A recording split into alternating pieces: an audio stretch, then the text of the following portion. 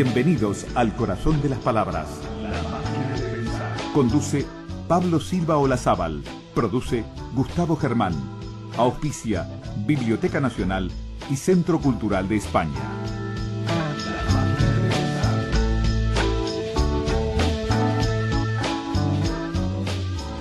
Amigos, ¿cómo están? Bienvenidos a Radio Uruguay, bienvenidos a la máquina de pensar. ¿Cómo andan? ¿Cómo están? ¿Cómo han pasado el fin de semana? Hace un frío impresionante ahora en la Ciudad Vieja, creo que en todo Montevideo es un viento gélido que está soplando y que bajó muchísimo la temperatura. Amigos, arrancamos esta semana, vamos a hablar durante toda la semana de algo que no solemos hablar aquí en la máquina de pensar, de un crítico de cine. Recuerdo que hay un libro de Guillermo Cabrera Infante que precisamente se llama Un oficio del siglo XX. ¿Por qué? Porque el oficio de crítico de cine no existía antes del cine, ¿no? El cine se inventa a fines del siglo XIX y la crítica de cine empieza como oficio en el siglo XX. Y en Uruguay y quizás en el Río de la Plata, uno de los pilares de la crítica de cine fue el señor Homero Alsina Tevenet, pero no solo de crítica de cine, sino de periodismo, sino de escritura, en fin. Hablaremos durante toda la semana de este singular personaje, de este integrante de la generación del 45, que siempre estuvo dentro del periodismo. Creo que nunca incurrió en lo literario, pero de alguna forma llevó el periodismo a un nivel altísimo, que obviamente llega a tocarse un poco con la literatura. Estamos hablando de Homero Alsina Tevenet. ¿Por qué? Porque han surgido este año, en el 2013, dos libros, uno de ellos El autorretrato de Homero Alsina Tevenet, escrito por Ana Solari y publicado por Palabra Santa, y dos tomos que surgieron hace muy poquito, editado por Irrupciones, que se llaman Algo sobre cine. Son dos libros que incluyen notas y reseñas críticas aparecidas en las páginas de todos los semanarios, revistas, diarios que conocieron la pluma de Homero Alsina Tevenet, alguien que, aparte de ser un referente en la crítica de cine, sin duda fue un corredor de fondo, ¿no? De larga distancia, mantuvo un nivel, pero durante más de 68 años estuvo escribiendo. Entre otras cosas, si uno lee Algo sobre cine, el primer tomo de Ediciones Irrupciones, va a encontrarse en la primera página o en la tercera con la primera nota de este hombre, Alsina Tevenet, escrita, publicada cuando tenía 14 años. Es sorprendente, a los 14 años, una reseña que tiene el estilo y el tono que tuvo las últimas escrituras de Alsina Tevenet al fin de su periodo. Estamos hablando de que a los 14 años la publicación de esta reseña uno la lee sobre una película que realmente no conozco, muy antigua y que no fue famosa, pero mantiene todas las características. Ahí estaba todo el estilo de Alsina Tevenet, que básicamente consiste en ser informativo, básicamente en ser claro, tratar de acceder a todos los lectores y tratar de brindar la máxima cantidad de elementos que fundamenten al final un juicio positivo o negativo, pero nunca algo me gusta, no me gusta, o algo totalmente positivo. Siempre hay tratando de reflejar lo que es la complejidad del cine. Para ello, para abrir esta semana dedicada a Homero Alsina Tevenet, vamos a darle la bienvenida a la autora del autorretrato. Es difícil, un autorretrato, Homero Alsina Tevenet. ¿Cómo andas, Ana Solari? ¿Cómo le va, Pablo? ¿Cómo andás? Muy bien, escuchándote. No me acuerdo de qué nota es esa, la reseña cuando tenía 14 años. Está en este libro Algo sobre cine, de Ediciones Irrupciones, y no lo traje acá, no lo tengo. Es la primera nota sobre una película, ahora no me acuerdo, pero donde él dice que le faltan determinadas cosas, pero muy clarita y con 14 años. O sea, no se nota una diferencia entre lo que escribía a los 14 años. Obviamente está mucho más, mejoró, se enriqueció, pero el estilo, lo que se llamó el estilo, el tono periodístico, es el mismo, así como medio seco, ¿no? Medio como... Sí. Bueno, sí, es la marca de Homero, creo, esa cosa de combinar la exacta información con una visión lo más objetiva posible, un análisis riguroso y una sentencia final a veces terrible. A veces con humor, pero sobre todo lo que dijiste vos ahora del objetivo, como que él en sus críticas quería tratar de ser lo menos subjetivo, emocional posible.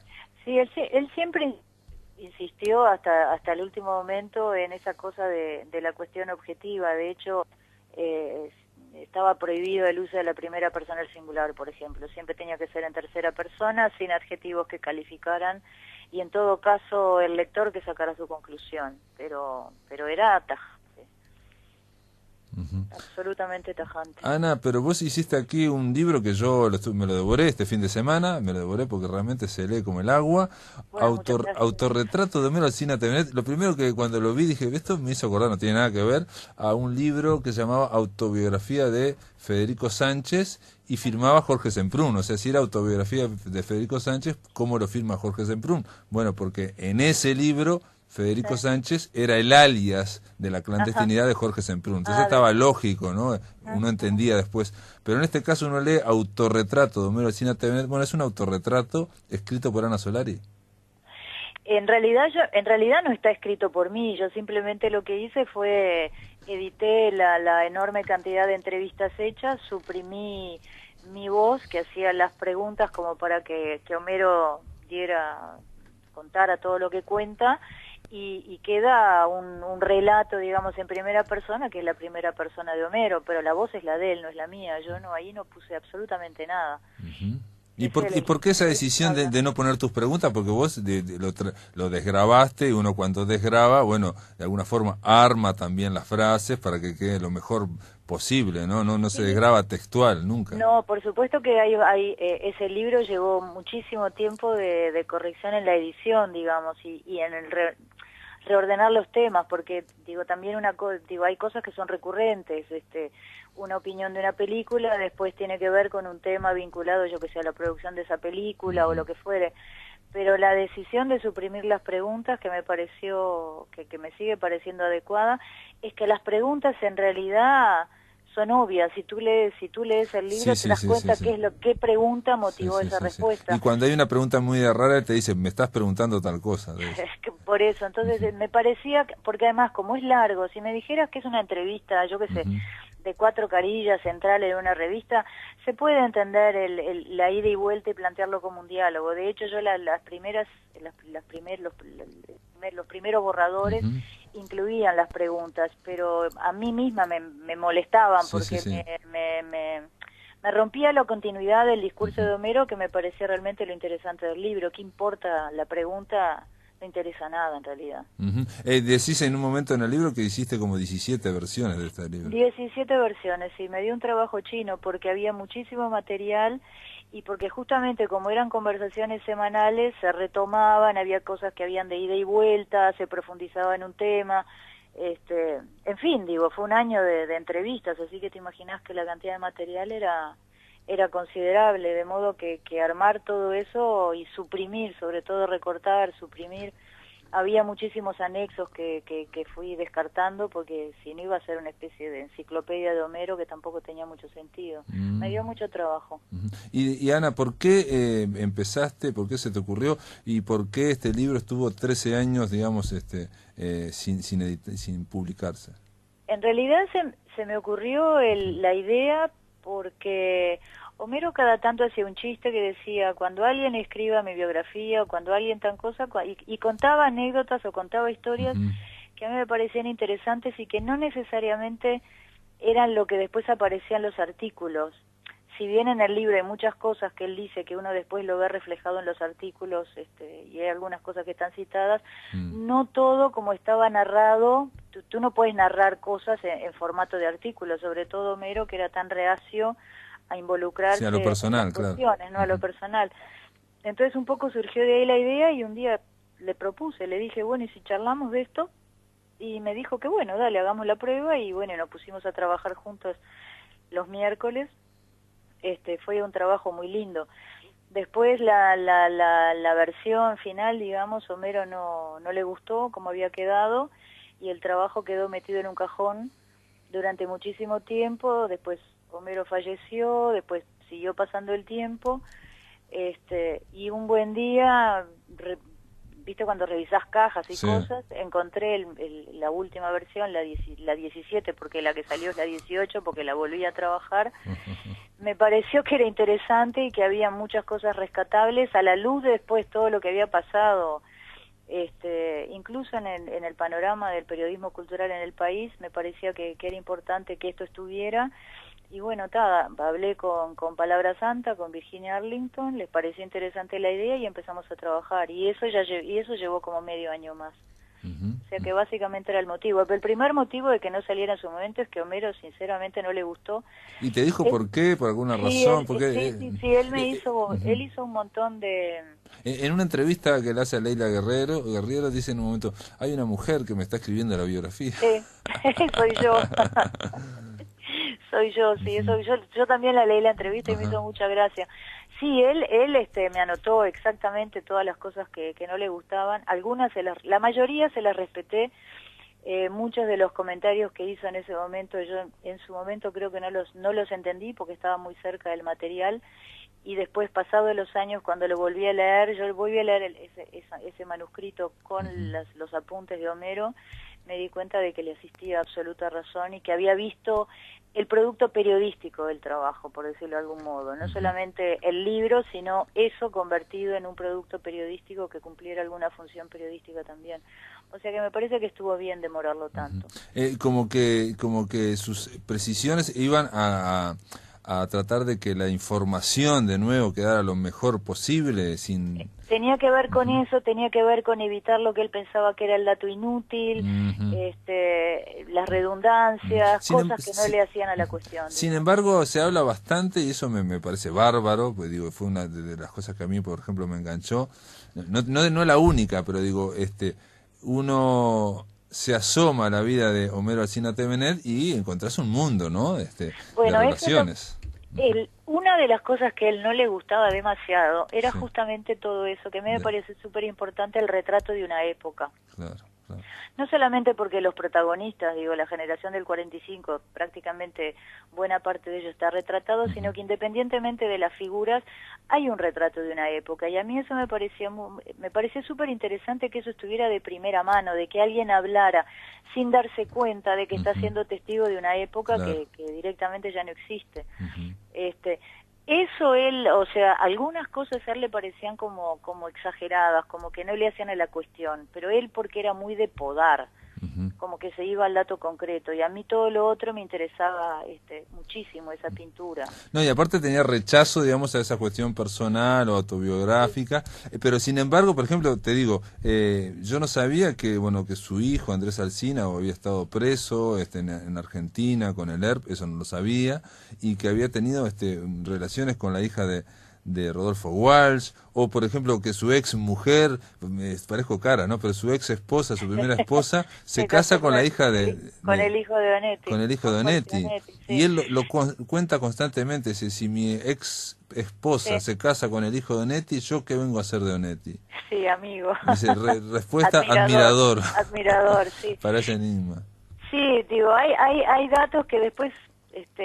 uno que a veces narrados por la persona, digo en este caso el protagonista Homero, después te quedas pensando, bueno, hasta qué punto de repente el otro, en este caso suponte Andrés, puede estar contento o no de que esas cosas se sepan. Pero entiendo que también, a ver cómo lo digo, que uno también es un sujeto social. Y tiene un pasado y una historia que no está oculta, digamos.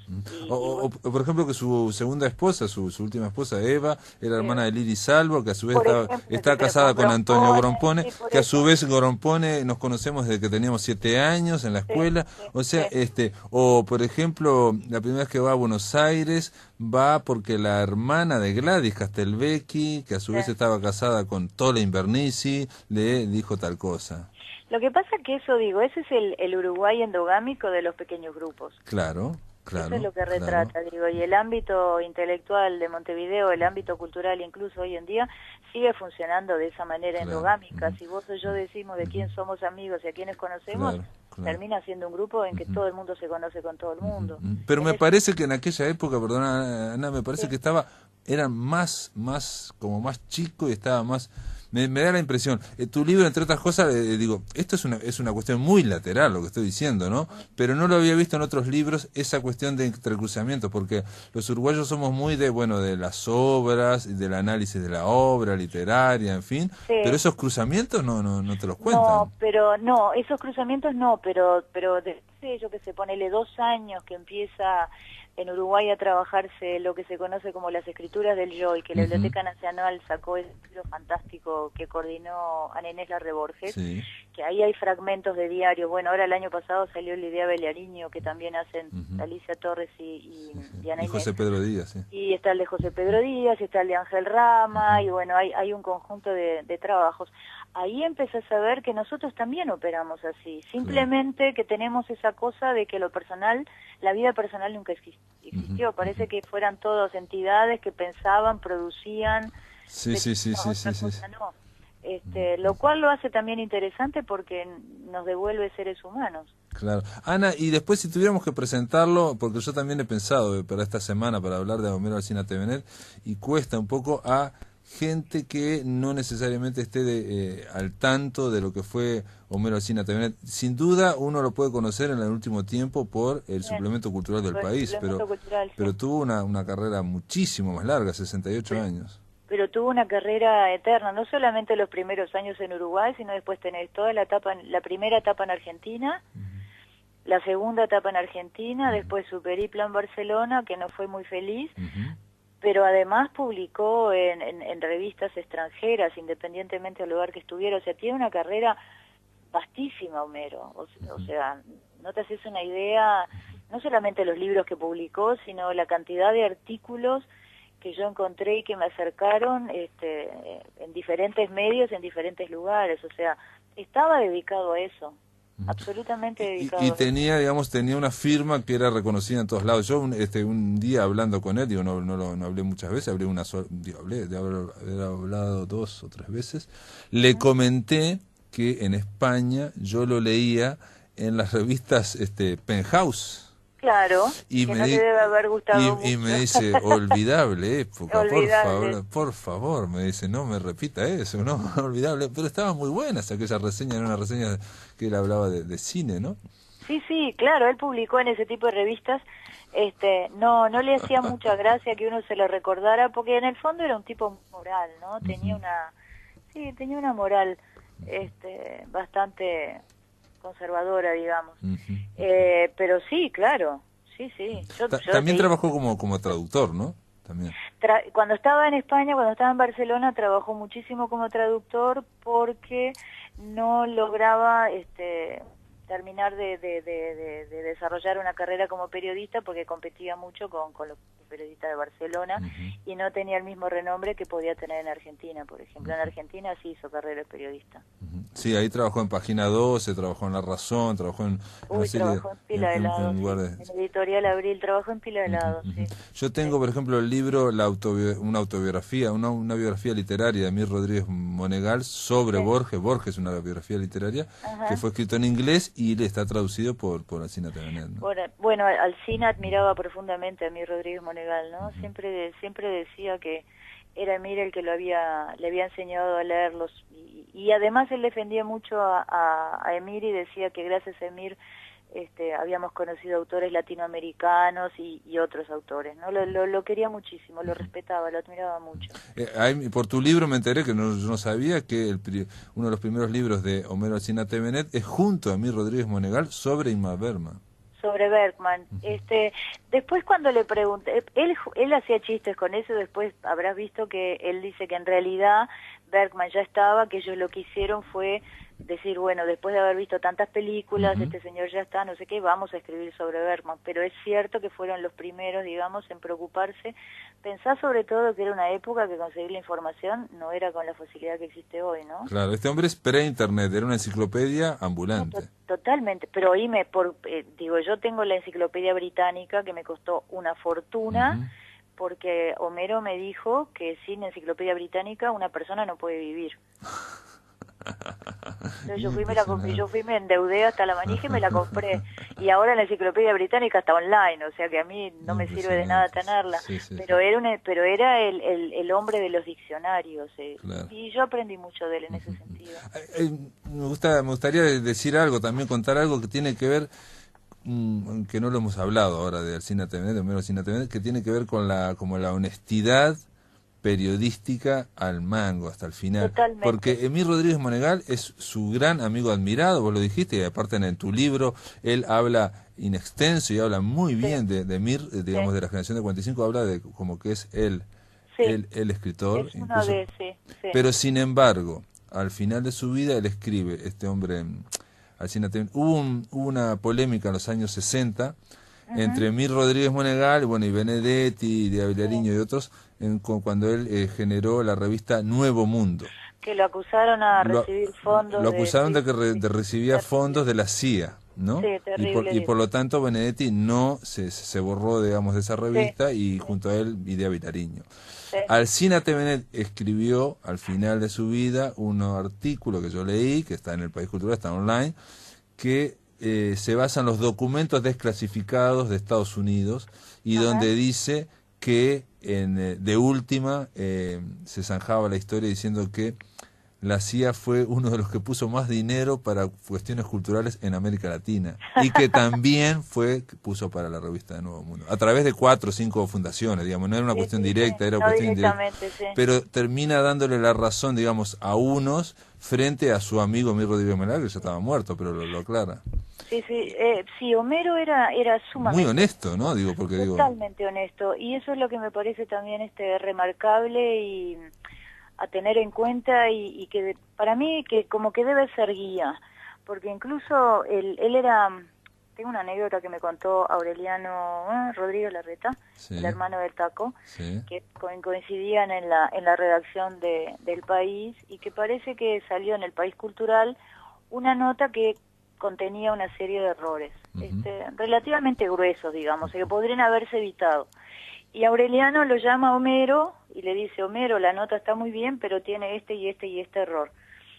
Que Homero se quedó verde, reprendió, digamos, al periodista autor de la nota, y que ipso facto le dijo a Aureliano: yo ya mando una carta, una nota aclaratoria con fe de ratas y pidiendo disculpas. Y que Aureliano le dijo: no, mi intención no era esa, era simplemente decir que bueno, que con algunos datos hay que ser un poco más cuidadosos. Contado por Aureliano hace poco, ¿no? Hasta ese punto iba su honestidad, es decir, ¿nos equivocamos? Bueno, sí, nos equivocamos, entonces señalo el error, que me parece una práctica periodística y una práctica moral altamente encomiable, te diré, en una época en donde nadie se hace cargo de sus errores y a nadie le importan. Sí, no, y aparte donde el tema del dato preciso no es algo que esté, digamos, ahora, ¿no? Digo, con el auge de Internet, el tema es que la información es accesible, pero poco confiable, hay que contrastarla. Claro, pero nadie la controla. Nadie se obsesiona porque el dato sea preciso, exacto, sino que hay que contrastar varias fuentes, en fin. ¿Sabés de lo que yo me acuerdo, por ejemplo, de errores que marcaba siempre Homero, que tiene toda la razón, que prácticamente nadie sabía escribir bien? Hitchcock y Guinness, el libro de los récords, ¿no? Que había dos, o Orson Welles, ¿no? Sí, Nietzsche también decía, creo. Invariablemente los escribe mal, y viste cuando te queda la obsesión. A mí me pasa que cualquier palabra que nombra así que no estoy muy segura, voy a comprobar a ver si realmente se escribe así. Sí, eso, Homero era muy honesto en eso. Bueno, muy bien, Ana Solari, este libro, Autorretrato Homero Alcina Tevenet, ¿se presentó y todo ya? Sí. Sí, se presentó, pero un poquito se presentó. No, es que yo no me enteré, no me enteré. Sí, se presentó en junio. Un día de un partido que no me acuerdo cuál era. Bueno, gracias por estar acá y gracias por ayudarnos a abrir esta semana dedicada a este crítico, a este periodista, a este gran escritor, Homero Alcina Tevenet, ¿no? Es un gran honor hacerlo. Dale, te mando un abrazo grande. Un beso a ti, Pablo. Chao. Después de la pausa, amigos, continuamos aquí en La Máquina de Pensar. En el aire de Radio Uruguay, La Máquina de Pensar.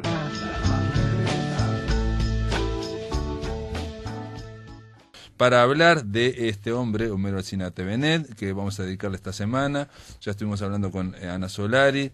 Vamos a darle la bienvenida a un amigo de la casa. ¿Cómo le va, Elvio Gandolfo? ¿Cómo andás? ¿Todo bien? ¿Cómo andás? Muy bien. Elvio Gandolfo, aparte de que lo acompañaste en esa cruzada, en esa empresa que es el suplemento cultural del país, el que sale los viernes, desde el principio, también estuviste a cargo, junto a Fernando Martín Peña y Álvaro Vuela, de la edición de lo que serían las obras incompletas de Homero Alsina Tevenet. Exacto. Fue una pesadilla. Una pesadilla. Son 4 tomos, dicen. Claro, inicialmente era 1. Sí, son más de 3.000 páginas, dicen. No, casi 4.000. Es un divague. 4.000. No hay otra recopilación igual de otro crítico de cine en el mundo. Que a mí hay algunas que me gustaría que existieran. Como el loco que dirigía al principio Cahiers du Cinéma. Que era bastante parecido a Homero en muchas cosas, ¿no? Pero cuando hablamos de estas casi 4.000 páginas, pregunta, Elvio, sí. ¿Ustedes tuvieron que seleccionar? No, mira, es así, el tema es así. Un día, ociosamente, con Peña, estábamos almorzando ahí en el Malva, que él dirige las salas de cine, y yo soy un admirador de los formatos de producción de los norteamericanos, que tienen un término que es omnibus. ¿Viste? El Omnibus Faulkner, son las 4 mejores novelas de él en un solo tomo, por ejemplo, ¿no? Sí. Y le digo, sería bueno armar un ómnibus de Homero, y de paso haces un ciclo con las películas que a él más le gustaban, y se enganchó. En esa época vivía Homero. Y después cuando murió, dijimos, hagámoslo ahora, y nos pusimos esta regla, juntarnos los 3, no tocar nada de lo que ya está recopilado, o sea que todo lo que hay en estos 4 tomos es inédito en libro, correcto, ¿no? Correcto. Y la idea era sacar un tomo. Y como Fernando es un loco de la guerra y una especie de hijo de Homero, ¿no? En el formato de ser sumamente preciso con la información, muy claro, etcétera, etcétera, empezamos a buscar y se empezó a alargar de a poco. Después ya iban a ser 3 en el extremo. Y cuando llegó a la recopilación del diario El País, que es lo que descubrí la importancia impresionante que tuvo esa época en él, no la del suplemento, sino la anterior, sí, la vieja, del 50, cuando dirigía la sección de espectáculos. Ahí tuvo que dividirlo en 2, o sea, el tomo sería 2, lo dividió en 2, ¿no? Y quedaron 4. Después se acumuló mucho material, que es bueno destacarlo porque mucha gente va a buscar solo lo de cine. Pero hay diarios de viaje en cantidad de él, que editó en su momento, al principio menos, toda la zona inicial, que es desopilante, porque era una especie de humorismo permanente de Homero y un estilo absolutamente distinto al que elaboró finalmente, ¿no? Pero perdón, lo de los diarios del viaje, no ¿dónde los publicaba esos, digamos? Por ejemplo, en las publicaciones donde estaba, viajaba y sacaba algo, en el Cultural sacó muchos. Pero ahora estuve hojeando un poco los tomos, pues yo no los he leído el que armé yo, que me dieron la más fácil, creo que tuvieron piedad del veterano, y me tocó la parte del Cultural y del diario El País, que publicó mucho en el diario, aparte del Cultural, ¿no? Pero Álvaro y Peña se mataron, tanto en la parte argentina, como en la zona de fotocopiar, la parte de marcha, que ayudó mucho, si no me equivoco, la Biblioteca de Cine Universitario, y después hay cosas muy diversas. Un juicio que le hizo a Marcha para poder cobrarle despido cuando lo despidieron, que eso no figuraba. Un diario de rodaje de Piel de Verano de Torre Nilsson en Punta del Este, que nunca salió. Eso es material. Pero eso es inédito. Totalmente inédito. Porque iba a ser un libro y estuvo ahí un par de semanas. Claro, inclusive lo que se podría considerar, siendo demencialmente precisos, el primer par de libritos de él que los hizo con Alfaro y que estaban hechos en mimeógrafo, están reproducidos así. Habrán salido 20 ejemplares, 10 ejemplares, no sé. Y después en cada tomo hay mucho material que desconocido y sobre todo tonos desopilantes. En la primera tanda en Radio Cine Actualidad sacaba cosas muy locas. Uno de los y en el tono de él. Sí. Hay unos que se llama Silencio, mujeres, que es una nota sobre las mujeres que hablan en el cine, ¿no? Y después cada tomo tiene Homero contra todos, que son sus polémicas. Que es gracioso, por un momento se calienta él con las cosas que él le hace a los demás.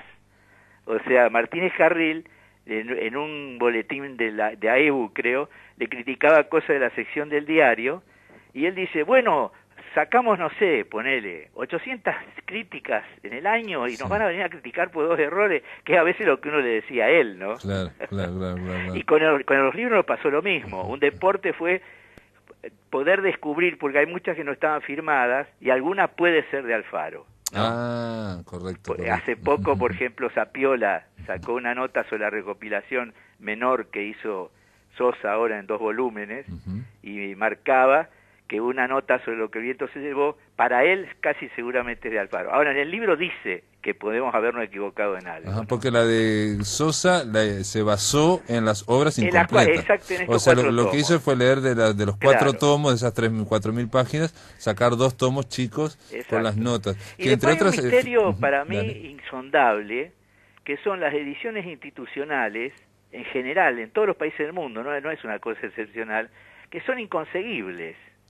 Es raro, acá pasa con la Biblioteca Nacional, que está sacando cosas muy buenas, pero no se distribuyen. Y con mucha paciencia tenés que ir, rastrear, y al final a lo mejor te dan una, no se sabe, porque esto no es nuevo. Yo en Rosario hace muchísimo tiempo, un amigo poeta, le digo, me enteré que sacaste un libro en la biblioteca. Shh, me dice, no, callate, que cometió un error el director de la editorial, se salteó un paso burocrático y los libros están prohibidos por ese paso, y me los dio bajo cuerda. El libro de Aldo Oliva, que es uno de los grandes poetas de Rosario, que estaba en esa tanda, solo salió al final, mucho después de la muerte, en una obra completa. Por suerte de una biblioteca municipal, de una editorial municipal que tiene Rosario, que difunde.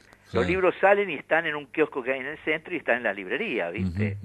Pero esto tenés que ir o al, ¿cómo es? El Inca, en un horario específico, a tesorería y comprarlo, o si no en el Malva. Y muy de vez en cuando entran algunos tomos escasos a Montevideo, ¿no? Claro, porque yo me moví al principio cuando me enteré, esto fue hace como 2 años que salió, ¿no? Intenté por todos los medios conseguirlo y todo, y había unos 2 ejemplares acá en Puro Verso nada más. Por eso, y además a veces con precios que varían, ¿viste? Eran demenciales también. Ahora, si vas a Buenos Aires, en esos 2 lugares lo podés, y es un precio ínfimo, es el costo prácticamente. Porque lo hizo el Malva, digamos. No, el Inca. Se presentaron casi siempre en el festival anual de Mar del Plata, los tomos. Y después el Malva se autorizó a que vendiera ejemplares también, ¿no? Y en esos 4 tomos ustedes incluyeron también, digamos, esa otra parte que tiene Homero Alsina Tevenet, que no es necesariamente de cine ni de periodismo, sino esa tipo Mondocane, tipo La Mar en de Coche. Mondocane, eso me tocó a mí, seleccioné lo que no había entrado en los libros. O sea, me tomé el laburo de marcar todo lo que ya estaba en los libros, y después leí solo lo que no estaba, y de ahí hice la selección. Y después La Mar en Coche, que era muy divertida, que sacaba en Marcha, por ejemplo, material que sacó en revistas argentinas, muy bueno. Todo esto, lo último es sacar datos de la realidad y darles un enfoque humorístico, digamos, ¿no? Vos decís por La Mar en Coche. La Mar en Coche, no, pero después por en Argentina, él una sola vez hizo una nota para Primera Plana, un informe sobre el cine argentino que es demoledor. Pero viste cuando ves algo excepcional en periodismo, que decís, la mierda, o sea, mucho dato y muy bien estructurado, ¿no? Era una época que el cine estaba bastante trancado en cuanto a calidad, ¿no? Claro. Pero de esa clase de materiales está lleno, los 4 tomos. Muy bien, Elvio, te voy a pedir que esperes un momentito, vamos a la pausa y seguimos conversando después de la pausa aquí con La Máquina de Pensar sobre este crítico, sobre este escritor llamado Homero Alsina Tevenet. En el aire de Radio Uruguay, La Máquina de Pensar. Continuamos aquí, amigos, en La Máquina de Pensar. Estamos conversando con Elvio Gandolfo, con el crítico, el escritor, el periodista Elvio Gandolfo, sobre Homero Alsina Tevenet. Elvio, vos decías que en estos 4 tomos que se publicaron ahí en Buenos Aires, que son muy difíciles de conseguir, por lo menos aquí en Uruguay, las obras incompletas, toca varios registros la escritura de Alsina Tevenet. Exactamente, toda en la zona inicial hay mucho de humor, pero humor así, como te diría, obligado, ¿no? Secciones, escuchen, se llamaba una, que era como una especie de consultorio con un tono muy directo. Lo primero que sale ahí en los libros, Homero tenía 15 años, cuando editó lo primero. Sí, sí, la primera reseña tiene 14 años y la leía en este libro de Irrupciones. No, es muy impresionante. Y está muy bien porque es el mismo estilo, digamos, objetivo, informativo, complejo, que al final hay una conclusión que es positiva o negativa, pero no necesariamente tajante. No, después hay algo que vos ves que elaboró lo que se considera el estilo de crítico de cine de él, que es distinto al estilo de periodismo de él. Son dos cosas, las mezcla, pero elaboró el estilo de cine, creo, en la época de Marcha. Un poco ahí todos se sentían rindiendo examen, ¿no? Entonces, incluso las notas de él a veces son largas de más y eruditas de más. Y después en el diario, no solo estaba a cargo de la sección, que es un trabajo pesadillesco, armar páginas y eso, sino que además escribía un poco de todo y adquirió mucho más swing, llamale, y lo afinó cuando pasó a Argentina, que trabajó en muy buenas publicaciones allá. Trabajó en Adán, que es una publicación que se conoce poco, pero donde él manejaba la sección cinematográfica y la hacía muy bien. Elegía muy bien la foto, no es solo la escritura, ¿no? Viste el picadillo que suele ir con el material y demás. Y después la parte personal aparece muchas veces. Hay cartas, hay... Ahora yo estuve hojeando los tomos y me pateaba a mí mismo porque no los puedo leer, ¿viste? ¿Por falta de tiempo. Pero vos mencionás aquí, en un testimonio aquí en este libro de Ana Solari, decís entre otras cosas, y lo dicen varios también, de que él no se dio el espacio para escribir de sí mismo, escribir memorias. Vos le decís incluso escribir el gran libro de la generación del 45. Y tanto vos como Álvaro Abuela aluden a algo que yo no he leído, que es un texto que cierra primeros y últimos planos, un texto de la memoria. Eso se lo pedimos y lo hizo y es muy bueno. Es un texto muy lindo de memoria, digamos. Avino a decir eso. Y yo con el libro de Ana tengo un poco de distancia porque en el momento que lo leímos, allá atrás, hace mucho tiempo... Hace 13 años, sí. No, muchas de las declaraciones mías no estaban textuales, ¿viste? O sea que esta vez... leí con gran gusto la parte biográfica y me detuve ahí, chau, porque empecé la de cine y no estaba de acuerdo casi con nada. ¿Cómo, perdón? ¿La de Viste cine? que hay una parte biográfica que la lees apasionadamente porque la biografía notable. Por eso, el gancho pero aparte, de la anécdota. Pero aparte, una de las cosas que dice la biografía es todos los cruces que había en la generación de 45, digamos. La mujer de toda la Invernici era la hermana Gladys Pero a su vez, Castelvet. en aquella vieja época, cuando leímos los originales, que nos lo pidió Homero, yo había encontrado muchas cosas que no estaban textuales, digamos, ¿no? No estaba muy conforme. No chequé para nada eso. Leí con mucho placer la parte biográfica. Y en la de cine después me paré porque había... ¿Viste cuando te empezás como a pelear con un texto? Pero esto que yo te pregunto es con respecto a lo que él pudo haber escrito y que por su forma de ser no quería escribir, y tanto vos como Álvaro Abuelo decía, ¿por qué no escribís algo sobre tu memoria? Claro, porque yo no recuerdo si eso lo declaré así. ¿Entendés? Correcto, ese es el problema. Yo no me recuerdo. ¿Y ahora qué pensás vos si yo te pregunto esto? ¿Cómo? Si yo te pregunto esto, ¿qué pensás? Mira, por cómo lo conocí, digo, hay muchísimas personas que no les interesa un pepino escribir la biografía. Claro. Y él es uno de ellos, ¿no? Que digo, tampoco la escribió Fowey, gente que conocí bien. Ni Lebrero. Lebrero la escribió al final en la novela Luminosa. Claro, sí. Pero era de esos años. No se puso a investigar su infancia. Eso lo hizo en relatos, ¿no? Te hablo de gente que conocí bastante bien y que se ve que no le interesaba escribir su biografía. Y sobre el tema de escribir otra cosa que no sea solo la memoria, sino digamos un nuevo texto que tenga que ver con Mirá, su él hizo un libro magistral que salió en España y que estuvo en liquidación en Argentina mucho tiempo, que era una historia de cine en 4 tomos, y él hizo el de cine mudo, que era espectacular, buenísimo, no era una recopilación de artículos, lo hizo de cero. Eso es un ejemplo. Y después cuando lees o el diario de rodaje de Piel de Verano o otros materiales que no son directamente de crítica, era muy buen escritor, digamos. Claro, eso yo a lo que apunto. Tenía, ¿no? Él no lo veía así, pero tenía muy buen gusto literario. Una cosa que creo que ligó un poco del ninguneo que hizo en gran parte de la generación del 45, donde todos tenían un ego sideral, ¿viste? Y el que sabía de literatura era Monegal, y él lo adquirió así, pero yo 3 o 4 veces que hice especiales de cuento, me decía, ¿a vos no te parece podría ir y era ideal. Claro, Gastamos una vez varias páginas y sacaron uno de los mejores cuentos de Scott Fitzgerald, ¿no? Claro, Tenía buen gusto. Tenía buen gusto. Salvo cuando comentó La vida breve de Onetti, que la hizo pedazos en marcha, que eso también está en los Sí, tomos. que dijo que estaba acabado prácticamente. No, digamos, sí. Estaba agotado. Estaba esa cosa, había una especie de promoción del mal humor y la agresión como dato que te daba aún más cultura, que yo no creo que sea así, ¿viste? Bueno, pero entre ellos se daban como un gorro. Por dicen, eso mismo, con... Mario una vez se atrevió a criticar algo y le dieron una paliza memorable. Que hay 2 tomos muy buenos de recopilación de revistas que hizo Roca hace poco, revistas de acá y de Argentina, donde viene esa polémica con Maggi, que te divertís, pensando cómo le dieron una paliza, ¿viste? Sale después casi pidiendo perdón. Maggi contra... El resto de la como diciéndole no tanto nivel todo el tiempo, era un poco eso, ¿no? Claro. Y de verdad divierte porque es como una época donde había ese fervor por crear polémica aunque no lo hubiera a veces, ¿no? Él lo que dice acá en estos testimonios es que con Onetti se vieron de nuevo después que le demolió la vida breve, nada menos que La vida breve, que claro. es la novela de Onetti, lo que y pasa se saludaron y se rieron. Era muy difícil en el momento, ¿no? Era muy larga, completamente experimental. Muy experimental, para el 50, 1950. Y de cientos de páginas, ¿viste?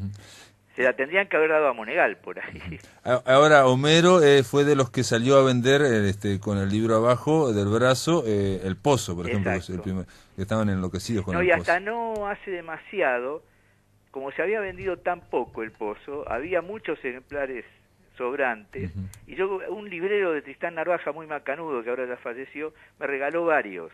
Y un día Homero quería hacer un buen regalo, un amigo de él, le digo, ¿querés que te traiga un ejemplar de la primera edición del Pozo? Que ahí ya sí valía mucho. Él se valorizó prácticamente al pasar a España, ¿no? Las primeras ediciones y demás. Como ahora hace poco que vi primeras ediciones del hebreo, que lo mismo, un librito de La máquina de pensar en Gladys, que es inconseguible, la primera estaba en Argentina a 3.000 pesos argentinos. Claro, una locura. Bueno, a mí me mostraron una de los muertos, de un librito con Maca, que lo sacó Maca, a 800 pesos. Claro. Y es un librito que tiene un solo cuento, digamos, los muertos, ¿no? Pero es muy lindo, ¿no? Medio artesanal.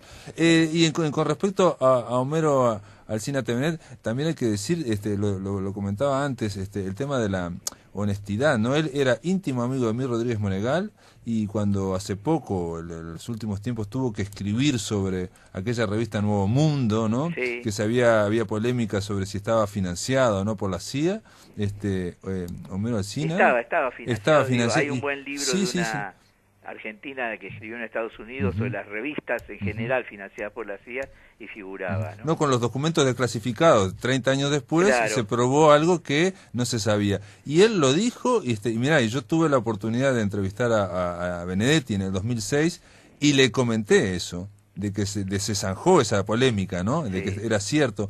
Y a Benedetti no le interesaba nada. ¿Y cómo sabes? Bueno, y porque lo sacó Alsina Tevenet, lo sacó en el País Cultural, y digo, porque son cosas que se zanjan 40 años después. Y, bueno, sí, igual a mí no me interesa, dice Benedetti. No, te digo, en el caso de estos 4 volúmenes, el que consigue cualquiera de los tomos va a encontrar mucho material que ni imagina, ¿no? Y están muy bien ilustrados. Pusimos casi todas las fotos que hay, más cada comentario de película viene con una figurita chica o del afiche o de algún momento de la película. Está bien diagramado, digamos, viste que a veces la edición institucional es medio carente en el aspecto medio cuadrada, a veces son medio cuadradas. Decime, Elvio, para terminar la charla acá en La Máquina de Pensar, para tu vida, encontrarte con Homero Alsina Tevenet, ¿cómo? Extraordinario, digo, además lo agarré en la mejor época de su vida, realmente, pues estaba mucho más humano, por cosas que me han contado antes, era de una crítica de ácido nítrico, ¿viste? Terrible, y en poco tiempo me hizo la propuesta, dice, nos tenemos que ver en Montevideo, el día que ganó Menem. Fue increíble porque él había prometido que si ganaba Menem se iba de Argentina, y lo cumplió. Y tenemos que vernos en Uruguay porque tenemos que preparar un suplemento. Y ahí pero después, tratándolo, nos hicimos muy amigos con la distancia que tenés con una especie de padre, casi, ¿no? Claro. Era un tipo fuera de serie, muy muy buen conservador, con momentos maravillosos. A veces Evita iba a visitar a sus parientes en Argentina, y él se quedaba solo y me llamaba, y me ponía temas de Bix Beiderbecke, que era famoso, sí, y me hacía la imitación del tipo tocando. ¿Viste? No, porque un detalle que vos lo mencionás, que sos de los pocos que menciona, es también el humor y el tema de cómo imitaba él, actuaba, tipo Chaplin genial. o tipo Groucho Marx. Tenía algunos, eran como los stand-up comedian, viste, que tienen un número, pero después a veces improvisaba muy bien. Una vez fuimos a ver una película con mi hermano, que a mi hermano lo deslumbró eso, de un húngaro, ahora no me acuerdo del nombre, que filmaba con la cámara circulando en 360 grados, viste, toda la película, y Homero se había metido, no me acuerdo si abajo o arriba, nosotros al revés, y cuando salimos nos ve y empieza a girar en el cine, como que no podía parar después. Era muy improvisador, claro, ¿no? Claro, y después tenía costumbres rigurosas como preparar el té para todos en el Cultural a las 5 de la tarde. Ajá, y servirlo también. Exactamente. Muy bien, Elvio, bueno, mucho gusto de haberte ayudado en esto. No, y haber empezado esta semana dedicada a Homero Alsina TVNet, donde trataremos de hablar de distintos aspectos de un hombre que representa todo un tiempo del Uruguay, de la Argentina, del periodismo en el Río de la Plata, ¿no? Realmente. Te mando un abrazo grande, che. Igualmente, hasta luego. Amigos, se termina La Máquina de Pensar. Mañana vamos a seguir conversando sobre Homero Alsina TVNet. Vamos a recibir a el crítico de cine Jaime Costa y también vamos a recibir a Gabriel Sosa. Él es el editor de estos 2 tomos, de estas 2 ediciones uruguayas de las obras no completas, son incompletas, tienen que ver con reseñas y notas cinematográficas de Homero Alsina TVNet. Esto es todo, amigos, hasta mañana.